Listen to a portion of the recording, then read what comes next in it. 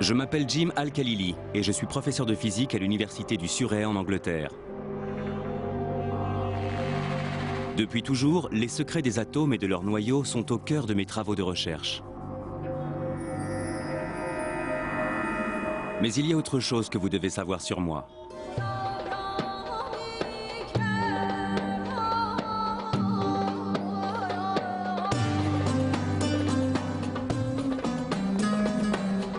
Je suis né d'une mère anglaise et d'un père irakien. J'ai d'abord grandi à Bagdad, avant de quitter l'Irak avec ma famille lorsque Saddam Hussein a pris le pouvoir à la fin des années 70. À cette époque, j'étais déjà passionné de science. Et plus j'avançais dans mes études, plus j'avais l'impression de me reconnaître dans la tradition scientifique occidentale, celle de Newton et d'Einstein. Pourtant, au fond de moi, je ne pouvais m'empêcher de penser que j'occultais toute une partie de mon propre héritage scientifique. Je me souviens que lorsque j'étais à l'école en Irak, on me parlait de l'âge d'or de l'islam, d'une période entre le 9e et le 12e siècle où Bagdad, Damas, Le Caire et Cordoue abritaient de grands érudits musulmans qui ont été à l'origine d'avancées scientifiques sans précédent. C'est pourquoi je veux exhumer ce passé, découvrir les grandes figures de cette période et comprendre l'importance de ce qu'ils ont apporté à la science. Certains érudits médiévaux musulmans ont-ils contribué à l'avancée de la science, au même titre que Galilée, Newton ou Einstein? Et surtout, quel lien existe-t-il entre science et islam?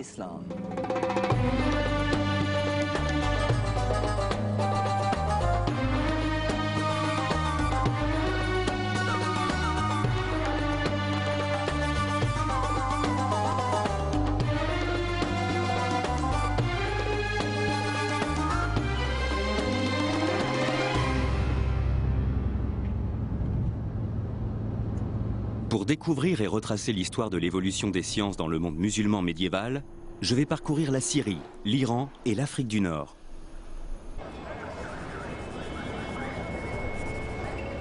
Mon périple commence dans les ruelles du Caire, la capitale égyptienne, où je prends conscience que de nombreux mots du langage scientifique actuel viennent en fait de l'arabe.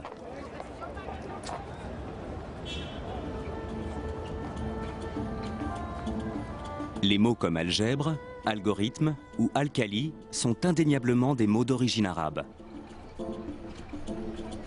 Or, ils constituent les fondements de notre science actuelle.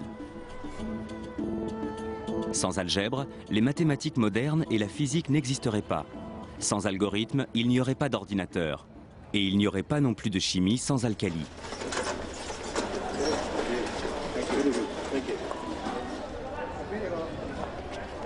Pourtant, aujourd'hui, peu de gens en Occident, y compris parmi les scientifiques, savent que ces mots sont nés à l'époque de l'islam médiéval. Mais il n'en a pas toujours été ainsi. Entre le XIIe et le XVIIe siècle, les savants européens se référaient souvent à d'anciens écrits islamiques. Voici des copies de quelques-unes des pages du livre Liber Abaci, du grand mathématicien italien Léonard de Pise, également connu sous le nom de Fibonacci. Et ce qui est très intéressant, c'est qu'à la page 406, il fait référence à un texte ancien appelé Modum, Algèbre et Al-Mukabal. Et à côté dans la marge est écrit le nom Mahomet, qui est en fait la version latinisée du prénom arabe Mohamed. Et la personne à qui il fait allusion n'est autre que Mohamed ibn Moussa al-Khwarizmi.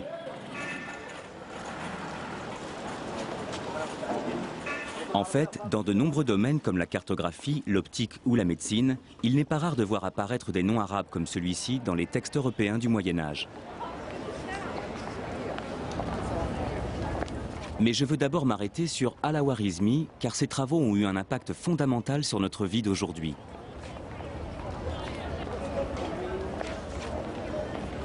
C'est en effet grâce à lui que les savants européens ont compris qu'une pratique de l'arithmétique essentiellement basée sur les chiffres romains ne mènerait à rien.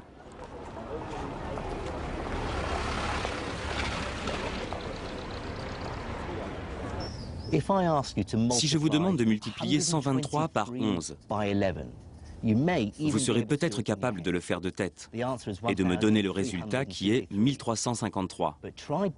Mais essayez maintenant de me faire la même opération avec ces chiffres romains. Vous devrez alors multiplier C, X, X, I, I, I par XI. C'est faisable, mais compliqué. Al-Khwarizmi va prouver aux Européens qu'il existe une meilleure façon de faire de l'arithmétique. Dans son ouvrage « L'art hindou de calculer », il développe une idée totalement révolutionnaire, celle qu'il suffit de 10 symboles pour pouvoir représenter n'importe quel nombre.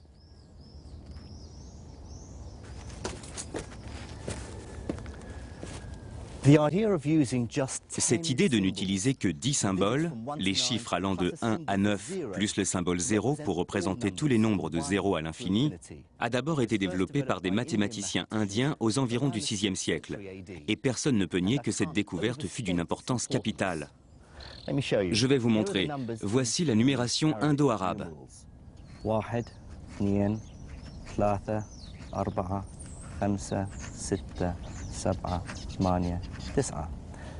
Et voici la numération utilisée en Occident.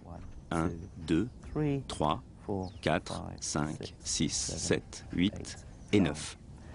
On voit bien qu'il existe une certaine similitude graphique entre ces nombres, et en particulier avec le 2 et le 3 indo-arabe. Si je tourne la feuille comme ceci, on voit bien qu'il ressemble au 2 et au 3 que nous connaissons.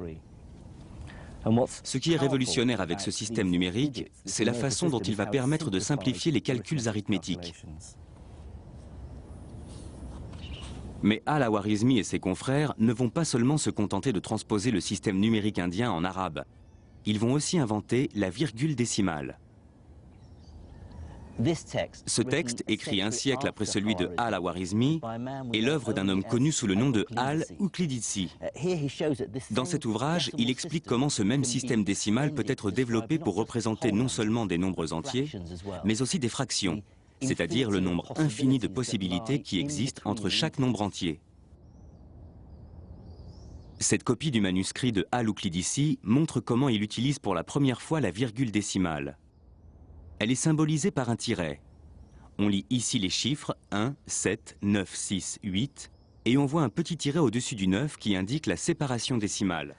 Le concept de virgule décimale nous est aujourd'hui si familier qu'il est difficile d'imaginer comment nos ancêtres ont pu s'en passer. Comme toutes les grandes découvertes scientifiques, elle nous semble évidente a posteriori.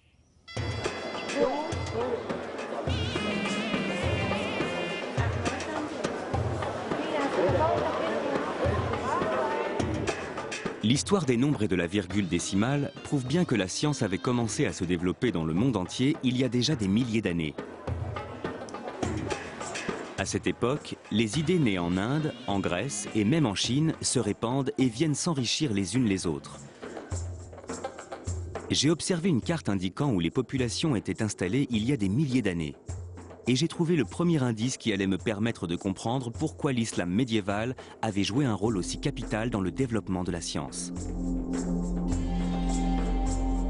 La ville située au centre du monde arabo-musulman était un point névralgique où se rencontraient des hommes d'horizons différents et une multitude de courants de pensée. Et la capitale de ce vaste empire n'était autre que Bagdad, la ville où je suis né.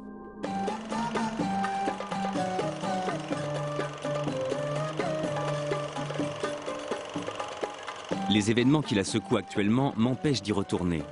Mais il me reste néanmoins les vieux films des années 60 de mon cousin Faris. La Bagdad de l'époque était bien différente de celle d'aujourd'hui et de ses attentats sanglants. Il n'empêche que j'ai grandi avec la fierté d'être né dans l'une des plus grandes villes de l'âge d'or islamique. Bagdad est fondée en 762 avant Jésus-Christ par le calife Al-Mansour. Son objectif est de faire de la cité la grande capitale d'un nouvel empire unifié par l'islam, la nouvelle religion de l'époque. Les califes abbassides estimaient avoir un pouvoir légitime. Ils se réclamaient les descendants directs du prophète Mohammed, le fondateur de la nouvelle religion apparue quelques siècles plus tôt. Mais depuis l'apparition de l'islam, les armées musulmanes avaient rapidement conquis un immense territoire. D'abord confinée aux alentours de Médine, la communauté musulmane va très vite s'étendre hors des frontières de la péninsule arabique. En quelques dizaines d'années, les armées musulmanes envahissent le Levant, l'Afrique du Nord, l'Espagne et la Perse. Il ne faut surtout pas oublier qu'à l'époque, les gens étaient très croyants. Quand ils ont vu la rapidité avec laquelle les Arabes étendaient leur empire, nombre d'entre eux ont pensé que Dieu devait être de leur côté, que le Dieu des musulmans devait forcément être légitime.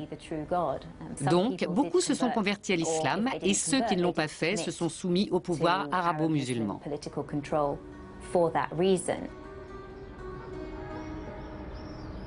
Au début du 8e siècle, les califes musulmans sont à la tête d'un vaste territoire. Et comme tous les grands empereurs tels que César ou Napoléon, ils vont rapidement comprendre que le développement du savoir scientifique leur permettra d'asseoir leur pouvoir politique.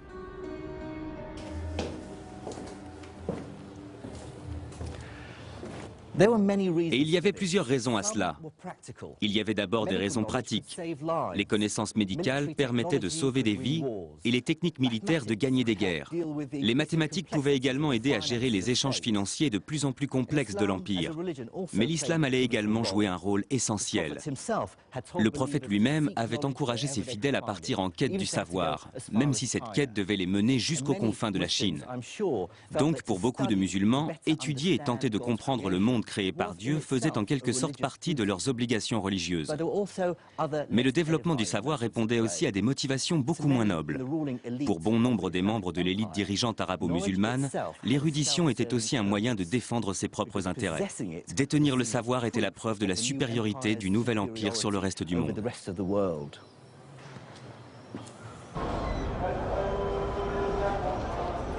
Le succès militaire et politique du nouvel empire islamique allait bientôt mettre les califes musulmans face à un problème inévitable.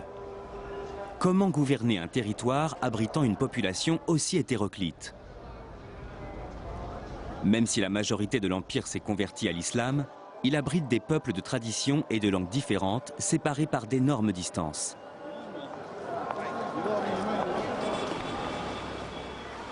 Au début du 8e siècle après Jésus-Christ, le calife Abdul Malik doit trouver un moyen de mettre un terme à la disparité linguistique de son empire. Comme toutes les grandes figures de l'empire arabo-musulman, sa religion lui interdit d'être représentée. Seuls quelques portraits datant d'une époque postérieure à son règne permettent d'avoir une idée de ce à quoi il ressemblait. La solution qu'il va trouver pour pallier ce problème va prendre une ampleur inattendue. Sans le savoir, il sera à l'origine d'une véritable renaissance scientifique. Abdelmalik Ibn Marwan a été le premier à dire « il faut mettre un terme à ce chaos bureaucratique. On ne peut pas continuer comme ça. On ne peut pas continuer à gouverner comme ça, un immense territoire comme celui-ci, avec une telle diversité de langues. » Il voulait gouverner un empire où l'on ne parle qu'une seule et même langue. Et il voulait que ce soit une langue qu'il puisse comprendre. C'est pourquoi il a choisi l'arabe.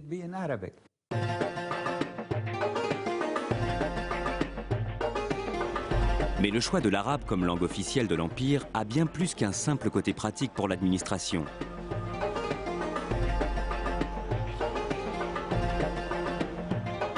Cette décision a également une très grande valeur symbolique. Le Coran, le livre saint de l'islam, étant rédigé en arabe, cette langue est considérée comme sacrée par les musulmans.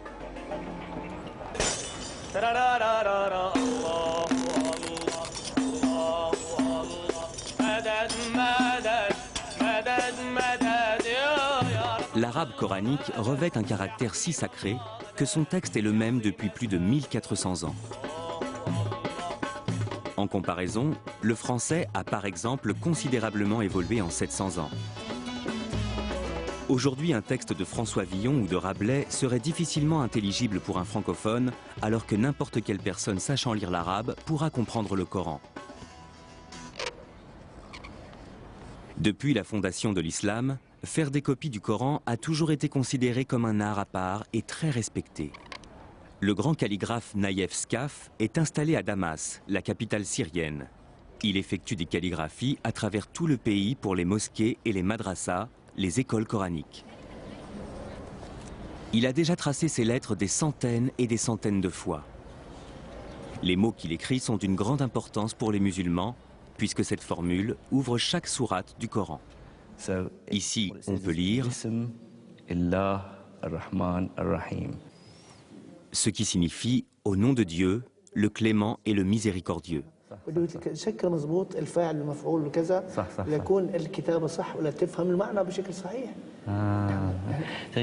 Il dit que toute la complexité de la calligraphie arabe s'est imposée à eux avec l'expansion de l'islam. Parce que du coup, les calligraphes de l'époque craignaient que le sens du texte coranique finisse par se perdre. S'il était lu par des personnes qui ne parlaient pas arabe, celles-ci risquaient de mal l'interpréter. Mais surtout, ils seraient incapables de faire la distinction entre les différentes lettres. C'est pourquoi ils ont ajouté des points sur certaines lettres et de nombreux signes pour indiquer le son des voyelles. C'est une modification qu'ils ont apportée pour s'assurer que les gens prononceraient correctement le texte du Coran en le lisant. Cette unification linguistique a rapidement un impact sur la science. Les érudits issus des différents pays de l'Empire, qui autrefois n'avaient aucun moyen de communiquer, peuvent désormais le faire grâce à une langue commune. Et cette langue a justement la particularité de ne prêter à aucune ambiguïté et d'être très précise. Autrement dit, elle est idéale pour favoriser le développement du langage technique et scientifique. Cette unification va permettre l'apparition d'une vaste communauté intellectuelle, où tout un tas d'érudits issus d'horizons complètement différents vont pouvoir engager le dialogue, comparer leurs savoirs, débattre et confronter leurs connaissances, souvent même de façon très véhémente. Les savants de Cordoue, dans le sud de l'Espagne, pouvaient désormais débattre de leurs connaissances littéraires et scientifiques avec les érudits de Bagdad ou encore de Samarcande.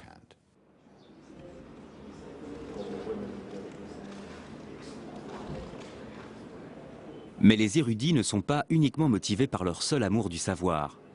La perspective de pouvoir s'enrichir va également les pousser à approfondir leurs connaissances. Au début du IXe siècle, l'élite dirigeante de l'Empire islamique investit des sommes astronomiques dans le financement d'un ambitieux projet qui va permettre à la science de faire un véritable bond en avant.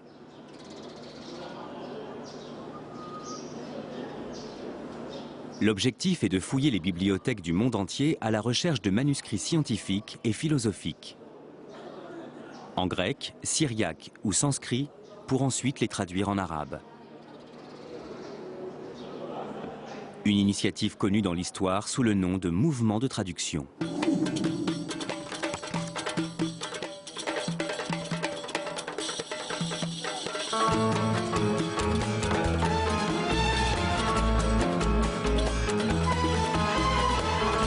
Durant cette période, les érudits de l'Empire vont déployer des efforts considérables dans la recherche de textes anciens. Ramener un livre au calife pouvait en effet se révéler extrêmement lucratif. L'histoire raconte que le calife Al-Mamoun était tellement obsédé par cette quête qu'il avait envoyé des émissaires dans le monde entier simplement pour mettre la main sur les ouvrages qui lui manquaient et les faire traduire. Tous ceux qui lui ramenaient un nouveau livre pour enrichir sa bibliothèque recevaient leur point en or. Pour vous donner une idée de l'ampleur de ce mouvement qui a duré de 750 à 950, il suffit de se référer aux travaux d'un certain Al-Nadim qui avait répertorié toute l'intelligentsia de l'ère abbasside. Et il avait dénombré pas moins de 70 traducteurs. Le calife disposait donc de toute une cohorte de traducteurs, sans compter qu'Al-Nadim n'avait répertorié que les plus connus. Ils pouvaient gagner jusqu'à 500 dinars d'or par mois, soit environ 18 000 €, ce qui est une somme d'argent considérable pour un tel travail. Donc c'était vraiment une profession très prestigieuse, extrêmement bien payée et privilégiée. Cette course au savoir était aussi motivée par des raisons pratiques qui aujourd'hui n'ont plus aucun lieu d'être pour nous. La ville d'Alexandrie en Égypte dispose aujourd'hui d'une toute nouvelle bibliothèque. Mais à l'époque, la destruction de la première bibliothèque d'Alexandrie, survenue quelques siècles plus tôt, est encore très présente dans les mémoires. La perte des milliers d'années de savoir qui ont disparu avec elle a profondément marqué les esprits. Ce que nous avons tendance à oublier, parce qu'aujourd'hui nous vivons dans une époque de stockage massif de l'information et qu'il n'y a pratiquement plus aucune entrave à la communication, c'est que tout peut disparaître du jour au lendemain. Et ça, c'était quelque chose de très important pour les érudits de l'Empire islamique, parce qu'ils savaient parfaitement que les écrits étaient susceptibles de disparaître. Ils pouvaient se perdre, finir ensevelis ou brûlés. Il arrivait que des villes entières disparaissent. Et c'est pour cette raison que le mouvement qu'on observe à Bagdad, au Caire ou à Samarcande, va avoir pour objectif de collecter ces écrits et de les traduire pour les analyser, les rassembler et les stocker. Parce que ces manuscrits pouvaient disparaître du jour au lendemain, et il fallait absolument les préserver.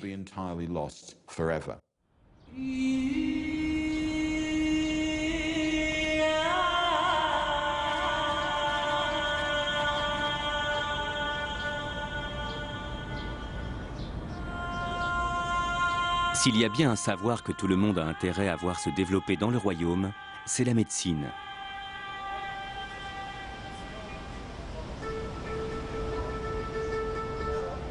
À cette époque, l'espérance de vie est très courte.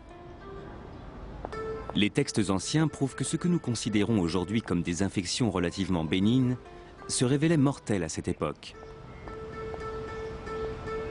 Face à la maladie, Dieu n'est pas seulement une source de réconfort pour les croyants. Les enseignements religieux servent aussi à rappeler qu'il ne faut jamais abandonner. Dans les hadiths, le recueil des paroles du prophète, Mohammed dit «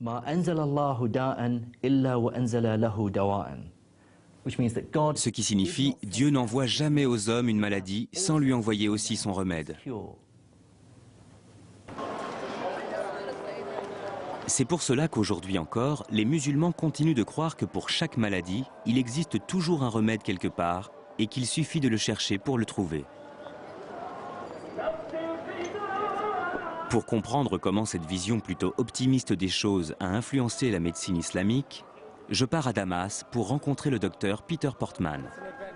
C'est un éminent spécialiste de la médecine islamique et il passe le plus clair de son temps à faire des recherches au Moyen-Orient. Ce que les gens ne comprennent pas, c'est que la médecine islamique fait partie de l'histoire de notre médecine moderne. La médecine universitaire, qui était enseignée chez nous jusqu'au XIXe siècle, était très largement basée sur le travail des médecins de l'Empire islamique.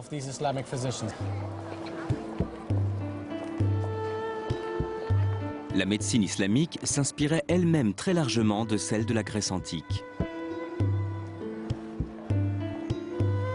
Le premier et le plus important ouvrage médical traduit en arabe est un manuscrit datant du IIIe siècle, écrit par un médecin grec, Galien. Galien pensait que pour être en bonne santé, il fallait qu'il y ait un bon équilibre entre les 4 types de fluides ou humeurs qui circulaient dans notre corps. Le moindre déséquilibre au niveau de ces fluides pouvait selon lui provoquer une maladie ou un changement d'humeur. Ces 4 humeurs étaient la bile jaune, qui lorsqu'elle était en excès pouvait rendre le patient bilieux, colérique et nauséeux.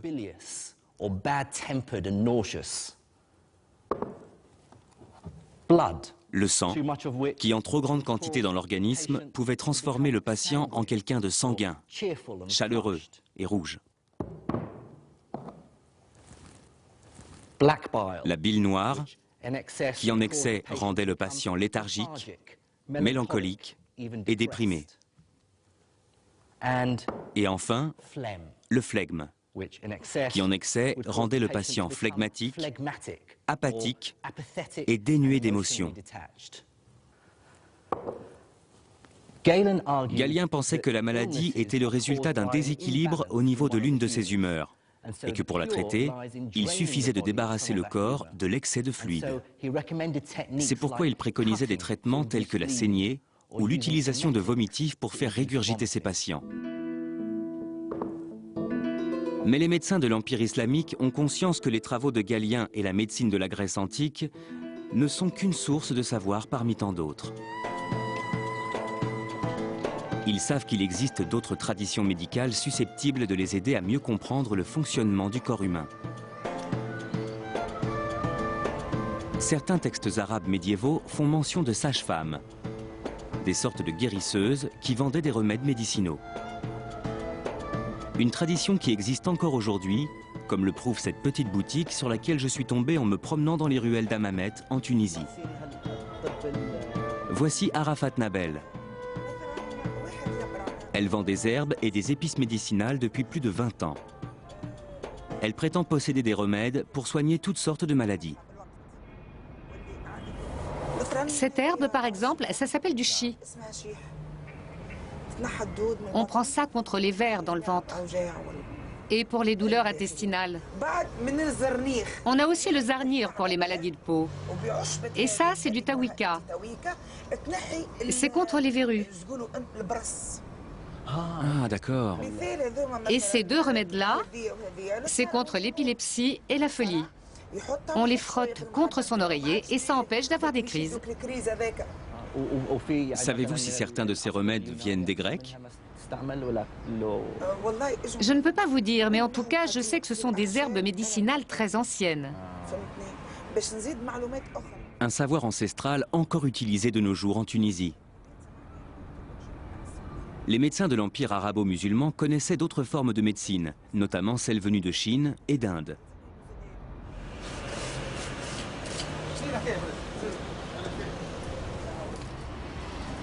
Mais une autre partie de leur savoir leur venait également de leur propre religion, l'islam, et s'inspirait des préceptes du Coran ou des hadiths, le recueil relatant les paroles et les actes du prophète. Dans une librairie de Monastir, en Tunisie, j'ai trouvé un exemplaire d'un livre très connu que l'on peut se procurer encore aujourd'hui sans aucune difficulté dans tout le monde musulman. Ce livre s'appelle « La médecine du prophète ». C'est un livre très ancien puisque son auteur est né entre 691 et 751 du calendrier musulman, ce qui correspond pour nous au XIVe siècle. Voici un passage très intéressant sur la peste.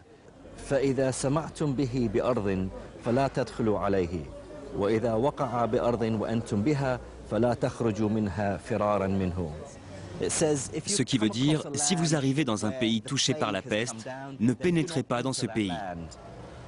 Et si c'est votre pays qui est touché par la peste, alors n'essayez pas de quitter vos maisons pour lui échapper. Ce sont des conseils pleins de bon sens.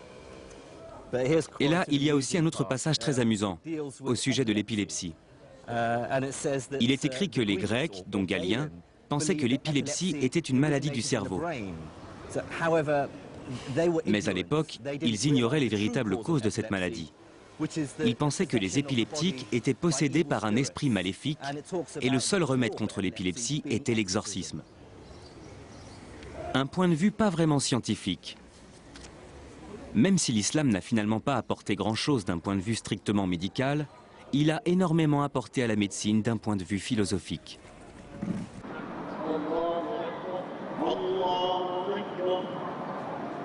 L'islam est une religion qui repose essentiellement sur le concept de la compassion envers autrui.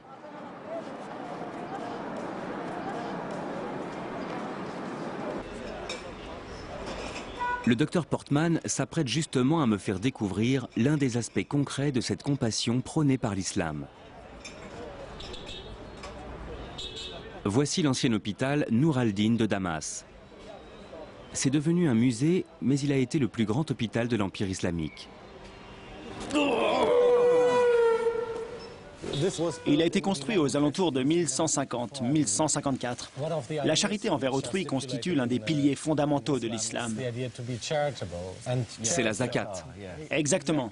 C'est l'obligation de faire l'aumône et de venir en aide aux pauvres, et donc les souverains ou ceux qui avaient beaucoup d'argent pouvaient être très généreux, très charitables et faire construire un magnifique hôpital comme celui-ci. À l'intérieur de ces hôpitaux, les musulmans faisaient preuve d'une grande tolérance religieuse, ce qui peut sembler normal dans notre société laïque actuelle, mais qui ne l'était pas forcément à l'époque. L'hôpital était ouvert à toutes les communautés, donc on y trouvait des musulmans bien sûr, mais aussi des juifs et des chrétiens, ou même des gens d'autres confessions, aussi bien parmi les patients que les praticiens. Un chrétien pouvait étudier avec un musulman pouvait désigner un juif comme son meilleur étudiant. La médecine qui se pratiquait ici était au-dessus de la religion. Il y avait combien de médecins ? Ça dépend des hôpitaux, mais celui-ci, il devait y avoir entre 24 et 28 médecins. Ils faisaient leurs visites et leurs prescriptions le matin. Les choses n'ont pas changé depuis. Grâce au mouvement de traduction, les médecins de l'Empire islamique disposaient désormais de nouveaux traitements originaires d'Inde ou de Chine. L'utilisation croissante de ces nouveaux remèdes venus du monde entier va peu à peu donner naissance à une nouvelle activité dans les hôpitaux. la pharmacie. Avoir une pharmacie dans les murs de l'hôpital, c'était totalement nouveau. Avoir tout sur place comme ça, oui, c'était entièrement nouveau. Et ce qui est intéressant concernant la pharmacopée, c'est que des villes comme Bagdad ou Damas se trouvaient au carrefour de plusieurs cultures. Donc un tas de nouvelles choses vont faire leur apparition, comme le musc, le marub, mais aussi des remèdes venus d'Inde, une sorte de médicament miracle à la fois contre les maux de tête, la mauvaise haleine, mais aussi les problèmes d'appétit sexuel. Ça soignait les maux de tête, ça rafraîchissait la laine. Oui, et c'était bon pour... Ça servait de dentifrice, d'excitant et d'analgésique. Du tout en un. Impressionnant. Peter me fait ensuite découvrir un aspect beaucoup moins pittoresque de la médecine arabe, la chirurgie. Il y a ici une magnifique illustration. Ce serait la première illustration anatomique de l'histoire de la médecine. Comme vous le voyez ici, on peut lire Adala, ce qui veut dire muscle. Les différents muscles qui font bouger les paupières. À cette époque, on savait que des muscles contrôlaient Tout à fait. le cristallin. Et aussi les mouvements des paupières. Il y a aussi d'autres choses très intéressantes. Il y a des instruments d'ophtalmologie comme par exemple ce petit crochet, utilisé pour soulever la paupière. C'était très utile aux médecins. Bien que ces instruments puissent sembler barbares, la médecine arabe est à l'époque très avancée dans la chirurgie de l'œil. L'un des grands progrès de la médecine islamique est notamment le perfectionnement d'un ancien traitement contre la cataracte, la technique d'abaissement du cristallin. Une méthode dont le taux de réussite dépasse les 60%. Sur un sujet vivant, la cornée serait plus claire et on verrait distinctement une masse opaque derrière la pupille. Pour mieux comprendre en quoi consistait cette opération, j'ai demandé au chirurgien ophtalmologique Vic Sharma de m'apporter quelques explications. La cataracte est une maladie du cristallin de l'œil qui se trouve derrière la pupille. Avec l'âge, le cristallin devient de plus en plus opaque. Et c'est cette opacification du cristallin qu'on appelle cataracte. J'ai amené avec moi une reproduction du couteau qu'on utilisait autrefois pour pratiquer cette opération, ainsi qu'un ouvrage écrit par Al-Boucassis. C'était un grand chirurgien arabe du Xe siècle, plus connu sous le nom d'Al-Zawari. Il faut prendre l'aiguille à cataracte dans la main droite pour opérer l'œil gauche, et vice-versa. Puis enfoncer fermement l'aiguille avec un mouvement rotatif jusqu'à ce qu'elle pénètre dans le blanc de l'œil et qu'on ait l'impression d'avoir atteint une sorte de cavité. Il explique comment déplacer. Exactement. Montrez-nous ce que ça donne en pratique. On va essayer. Ce qu'ils faisaient, c'est qu'ils enfonçaient l'aiguille dans le blanc de l'œil par le côté à la périphérie de la cornée. Et ensuite, on faisait un mouvement de bascule pour faire céder les ligaments du cristallin et ainsi le faire sortir de la pupille pour permettre à la lumière d'entrer de nouveau dans la pupille et améliorer la vision du patient. Après, il y a un problème de mise au point? Forcément, puisqu'il n'y a plus de cristallin. C'est le gros inconvénient de cette technique. Plus tard, les gens ont compensé ça avec des lunettes. Que pensez-vous de l'efficacité et de la modernité de cette méthode? Ils avaient pris la bonne direction. Ils étaient sur la bonne voie, puisqu'ils avaient eu l'idée de retirer le cristallin cataracté de l'axe visuel. Ils avaient compris l'anatomie de l'œil, et ils avaient compris que le cristallin se trouvait derrière la pupille, que son opacification était à l'origine de la perte de la vision, et que donc il fallait le retirer. D'ailleurs, la technique sert toujours. Cette méthode est encore utilisée aujourd'hui dans certaines parties du monde.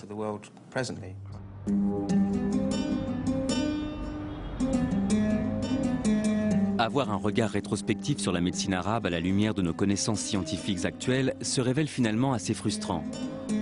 Certaines croyances scientifiques de l'époque étaient totalement absurdes. Mais d'un autre côté, les érudits musulmans avaient une approche scientifique à la fois logique et systématique, ce qui était totalement remarquable pour l'époque et prouve bien qu'ils étaient en avance sur leur temps. Un érudit musulman, plus que tout autre, incarne à lui seul ce lien étroit entre religion et science. Ibn Sina. Mais il est plus connu en Occident sous le nom d'Avicenne. Ce scientifique pluridisciplinaire faisait partie du cercle intellectuel et mondain de la cour. En 1025, il écrit une encyclopédie intitulée Al-Qanun fil Tibb, le canon de la médecine. Dans cet ouvrage, Avicenne reprend et développe toutes les connaissances de ses prédécesseurs, de la Grèce antique, en passant par l'Inde. D'un point de vue historique, quelle est la place de ce livre? C'est un ouvrage capital. Peu de textes ont eu une telle importance historique. C'est une encyclopédie qui va venir balayer tout le reste pour rapidement devenir un ouvrage de référence qui va supplanter bon nombre d'autres textes.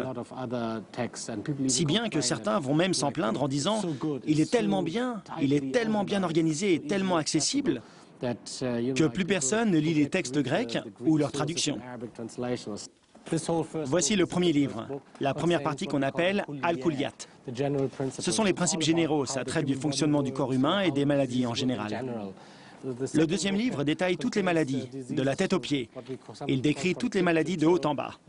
Il commence avec les pathologies de la tête, puis il descend progressivement avec les maladies des yeux, des oreilles, du nez, de la bouche, et ainsi de suite pour finir avec tout ce qui touche les organes sexuels. À première vue, l'objectif des 3 volumes de cette encyclopédie médicale est très ambitieux. Avicenne tente de répertorier les éléments de diagnostic et les traitements pour des maladies aussi diverses que la dépression, la méningite ou la petite vérole. On trouve également des chapitres très détaillés traitant de maux beaucoup plus bénins. Par exemple, ici, il parle des maux de tête. Les différents maux de tête. Oui.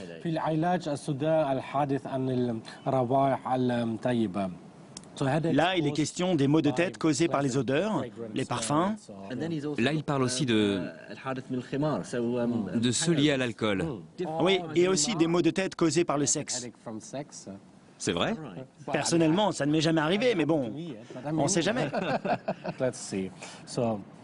Le traitement préconisé pour ces maux de tête.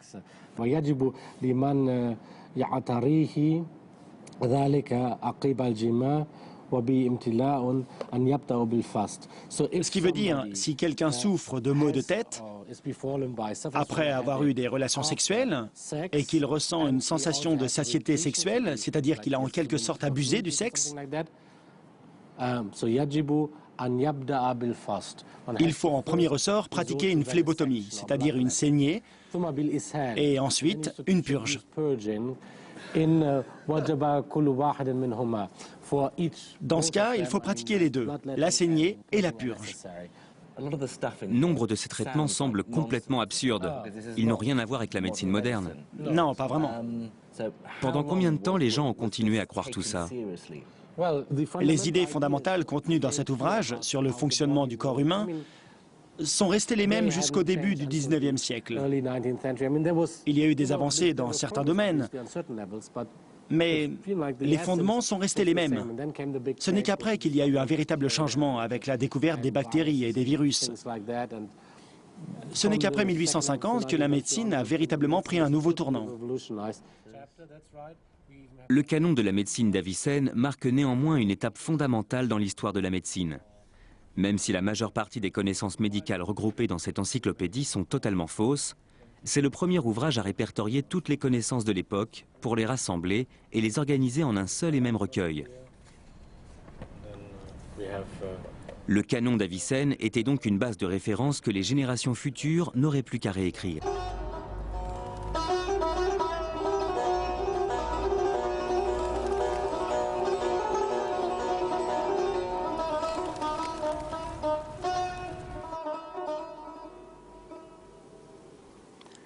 Répertorier de cette façon toutes les connaissances médicales était effectivement une grande avancée.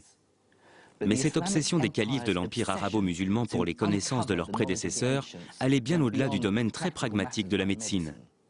De nombreux califes, comme Al-Mamoun, étaient également persuadés que les érudits de l'Antiquité détenaient aussi des pouvoirs magiques et occultes. De récentes découvertes prouvent les efforts déployés par les scientifiques de l'époque pour découvrir et s'approprier ces mystérieuses connaissances.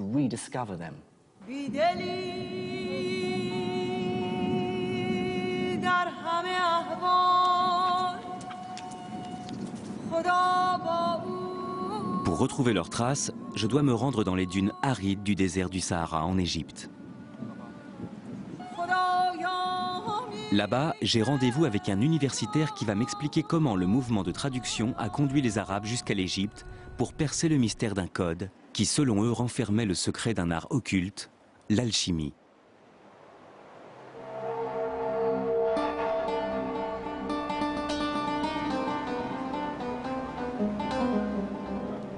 Nous sommes à Saqqara, une ancienne nécropole datant de l'époque pharaonique.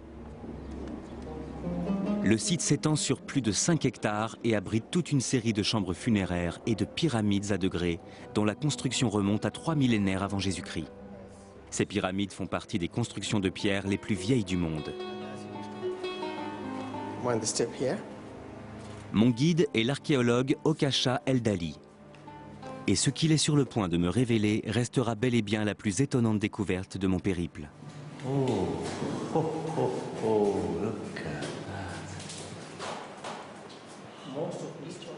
Comme la plupart des gens, j'étais persuadé que les hiéroglyphes égyptiens étaient restés un mystère jusqu'au XIXe siècle. Jusqu'à la découverte de la fameuse pierre de Rosette. Un fragment de stèle portant une inscription écrite à la fois en hiéroglyphe et en grec. Une pièce clé qui allait enfin permettre aux savants britanniques et français de déchiffrer les écrits de l'ancienne Égypte. Du moins, c'est ce que dit l'histoire officielle. Mais le docteur Eldali a fait une découverte qui vient totalement contredire cette version des faits. Il a en effet récemment exhumé des travaux d'une valeur inestimable du savant musulman Ibn Wahshiyya. Ce dernier semblait avoir établi une correspondance entre les hiéroglyphes et les lettres de l'alphabet arabe. Si on regarde par exemple ce manuscrit, on voit qu'il indique les hiéroglyphes égyptiens avec leur valeur phonétique. Et les lettres arabes correspondantes en dessous. Ils donnent leur valeur phonétique en arabe en dessous. Regardez ce hiéroglyphe en forme de siège correspondant au sin. Maintenant, regardez là. C'est un S. En égyptien hiéroglyphe, on utilise ce siège pour le son S, ce qui correspond au signe que l'on voit ici. Ceci correspond au nom du dieu Osiris. Osiris. Avec un S. C'est le signe. Ça, c'est la lettre H. On la retrouve ici. C'est le Ha arabe. La vague, elle, correspond à la lettre N, au Nun arabe. Ici, on a le T, et là, le F. Ils représentent tous une lettre? Oui, c'est ça. Comment Ibn Wahshiyya est-il parvenu à déchiffrer les hiéroglyphes? Les premiers savants arabes avaient déjà réussi à faire le lien entre l'égyptien ancien, c'est-à-dire l'égyptien hiéroglyphe, et leur propre langue, le copte. Ils avaient compris que la langue copte n'était ni plus ni moins que l'héritière moderne de l'égyptien ancien. Et s'ils avaient pu faire cette découverte, c'est justement parce que le mouvement de traduction leur avait permis d'avoir accès aux manuscrits coptes. C'est grâce à ces textes que les savants ont pu établir le lien direct qui existait entre l'égyptien hiéroglyphique et l'arabe. Quelle proportion de l'alphabet hiéroglyphique avait-il identifié? Environ 14 lettres, la moitié de l'alphabet hiéroglyphe égyptien. Ce qui est incroyable pour des savants du 9e ou du 10e siècle.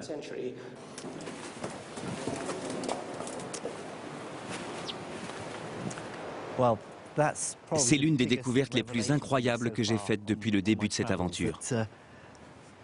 L'égyptologie remonte bien avant le 19e siècle. Les érudits musulmans avaient déjà réussi à décrypter les hiéroglyphes, et les raisons qui les ont poussés à le faire sont assez irrationnelles, puisqu'ils l'ont fait parce qu'ils s'intéressaient à l'astrologie et à l'alchimie. C'est encore un autre exemple de tout ce qu'a pu apporter ce grand mouvement de traduction. Ces érudits ne se sont pas contentés de traduire des textes grecs, indiens ou perses. Ils ont aussi traduit des hiéroglyphes. C'est incroyable.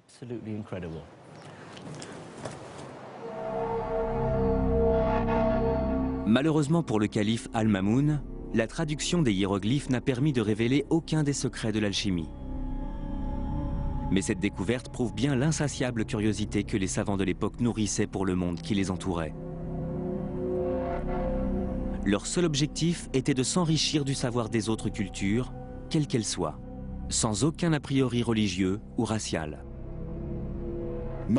La plupart des traditions intellectuelles, y compris la nôtre, ont tendance à faire tout leur possible pour supplanter les autres. Alors qu'ici, c'est l'exemple même d'une volonté acharnée presque incompréhensible, de devenir une sorte d'importateur net du produit intellectuel, ce qui est un véritable exemple dans l'histoire des sciences.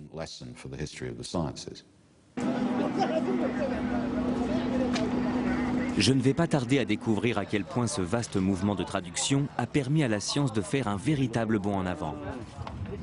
Car il ne faut pas oublier que cette formidable avancée n'a pas seulement été médicale et scientifique. Bagdad, la capitale de ce vaste et puissant empire, allait bientôt devenir une cité florissante et multiculturelle.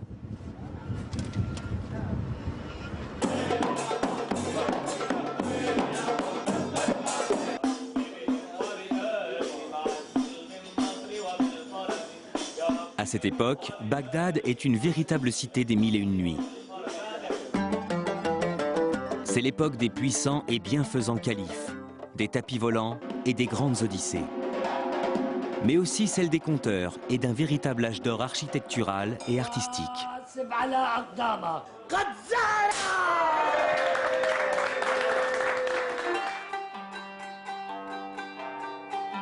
Bagdad est une ville si animée et si rayonnante d'un point de vue culturel qu'un voyageur de l'époque l'a décrite en ces termes. Il n'y a pas plus savants que leurs érudits, plus convaincants que leurs théologiens, plus lyriques que leurs poètes ou plus audacieux que leurs libertins.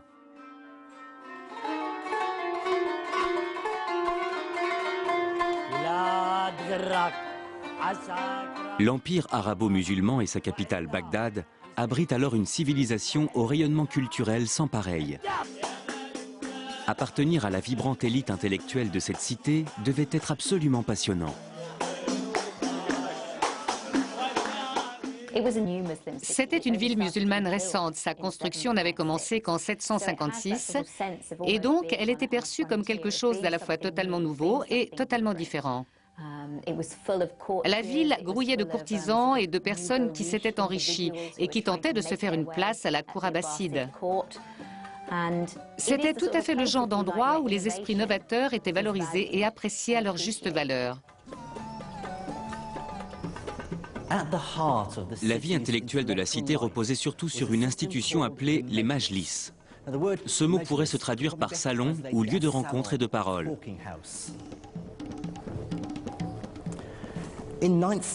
Dans la Bagdad du IXe siècle, l'élite de la ville, c'est-à-dire le calife, ses courtisans, les généraux et l'aristocratie organisaient des réunions. C'étaient des sortes d'assemblées durant lesquelles toute l'élite intellectuelle de la cité, les philosophes, les logiciens, les astronomes et les théologiens se réunissaient pour débattre et échanger leurs idées. Pour y participer, les gens n'avaient pas besoin d'adhérer à certaines idées ou d'appartenir à une religion particulière. Ils étaient libres de donner leur vision des choses et d'exprimer leur point de vue. L'obligation, c'était de s'exprimer dans un arabe parfait et d'avoir un bon raisonnement logique. Ces majlis réunissaient en un seul et même lieu les intellectuels et les plus grosses fortunes de la ville. Les érudits les plus brillants de l'Empire venaient pour échanger leurs idées et se livraient une bataille acharnée pour tenter de trouver des mécènes. Cette première étape de mon voyage à travers les sciences de l'Empire islamique me ramène sur les traces de l'homme dont je vous ai parlé au début de mon aventure, dans les ruelles du Caire. Il s'agit du grand mathématicien à qui nous devons le système décimal. C'est en plein cœur de cette période de grande effervescence intellectuelle que vécut Al-Khwarizmi, un grand mathématicien qui était aussi astronome, courtisan et favori du calife Al-Mamoun. Cet érudit qui avait quitté l'est de la Perse pour Bagdad était un pur produit de son époque. Cet avant-gardiste vivait entouré de livres et avait étudié les traditions scientifiques venues de Grèce, d'Inde, de Perse et de Chine. Al-Khwarizmi allait réunir et synthétiser deux traditions mathématiques complètement différentes pour donner naissance à quelque chose de totalement nouveau. Cette capacité de pouvoir considérer simultanément deux modes de pensée mathématiques complètement différentes va permettre de définir des modèles et d'isoler les aspects les plus importants dans les domaines du calcul et de la mesure. Ça a permis d'accélérer le processus de bouleversement intellectuel. La première de ces traditions mathématiques vient de la Grèce antique. Les mathématiques grecques traitent principalement de géométrie. Une science consistant à étudier des figures comme les triangles, les cercles ou les polygones et à calculer les aires ou les volumes. L'autre tradition mathématique dont Al-Khwarizmi va s'inspirer vient de l'Inde. Les mathématiciens indiens étaient à l'origine du système décimal à 10 symboles qui avait permis de simplifier les calculs. Grâce au mouvement de traduction, Al-Khwarizmi avait l'avantage et la chance d'avoir accès aux traditions mathématiques grecques et indiennes. Il était désormais en mesure de combiner l'intuition géométrique avec la précision de l'arithmétique, les figures grecques avec les symboles indiens, pour donner naissance à une nouvelle forme de pensée mathématique plus connue aujourd'hui sous le nom d'algèbre.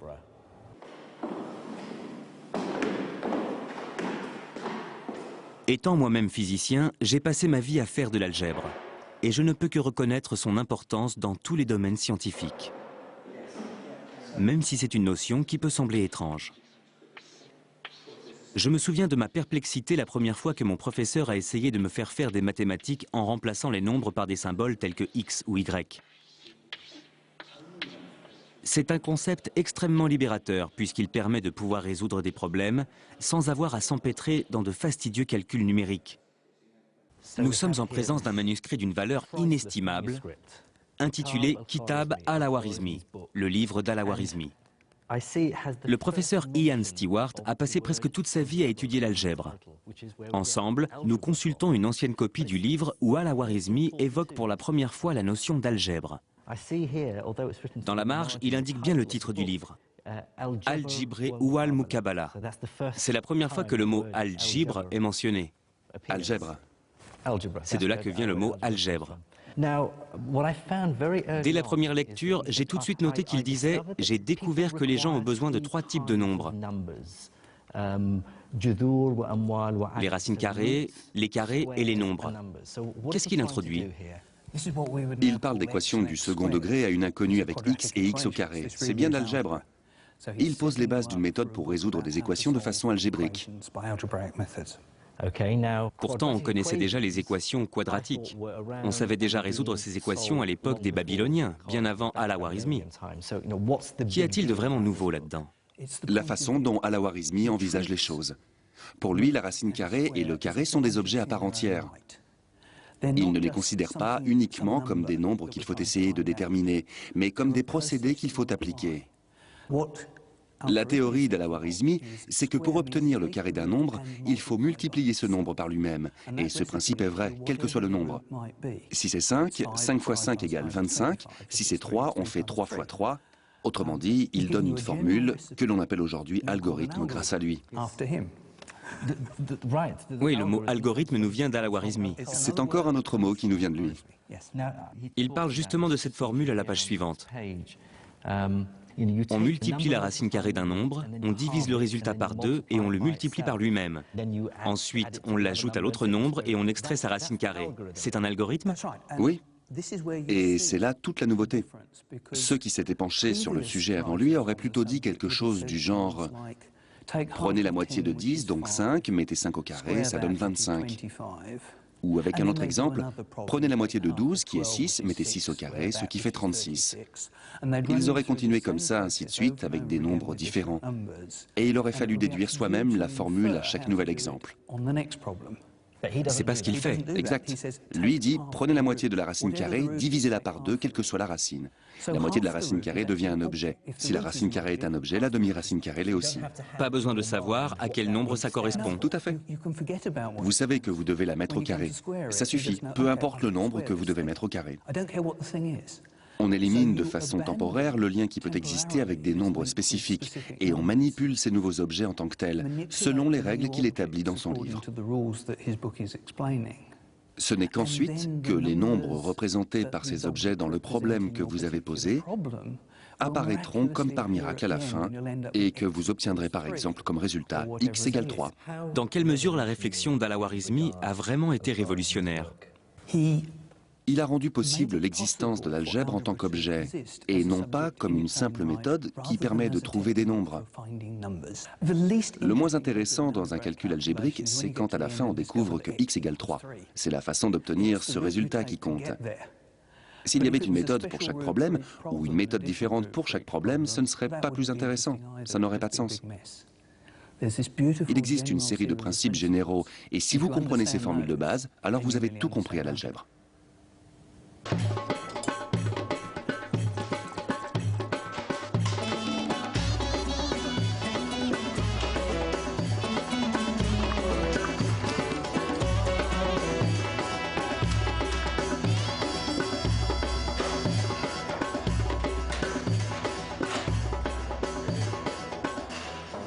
En quoi l'algèbre a-t-elle été vraiment importante dans l'évolution du monde?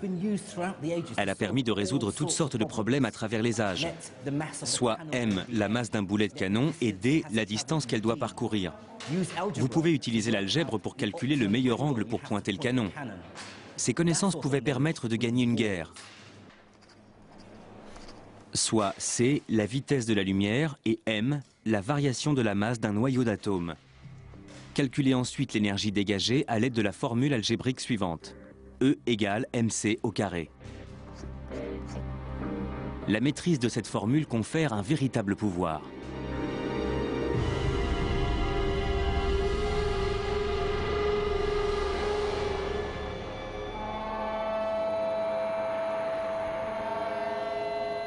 L'algèbre a contribué à créer le monde dans lequel nous vivons. La science d'aujourd'hui n'aurait jamais existé sans elle. Ce simple constat résume à lui seul l'étendue de l'héritage laissé par les érudits de l'islam médiéval. Ils ont exhumé les connaissances scientifiques de la Grèce antique et de l'Inde pour les conjuguer et les développer. De la même façon, notre médecine moderne doit beaucoup aux recherches menées par les médecins de l'ancien empire islamique. Je crois que l'histoire de cette formidable évolution scientifique survenue au cours du 8e et du 9e siècle a beaucoup plus à nous apprendre que n'importe quelle autre découverte.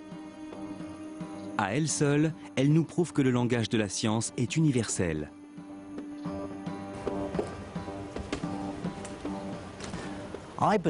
La prouesse la plus remarquable des scientifiques de l'islam médiéval a d'abord été de prouver que la science n'était pas islamique, hindoue, hellénistique, juive, bouddhiste ou chrétienne. Elle ne peut se réclamer d'aucune culture. Avant l'islam, le savoir scientifique était dispersé de par le monde. Mais ces savants ont su rassembler les pièces de cet immense puzzle en assimilant des connaissances nées bien au-delà des frontières de leur empire.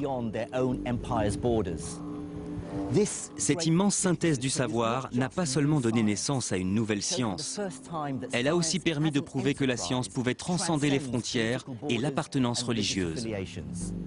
Le savoir scientifique profite à tous les humains quels qu'ils soient. C'est une vision des choses aussi pertinente qu'exemplaire.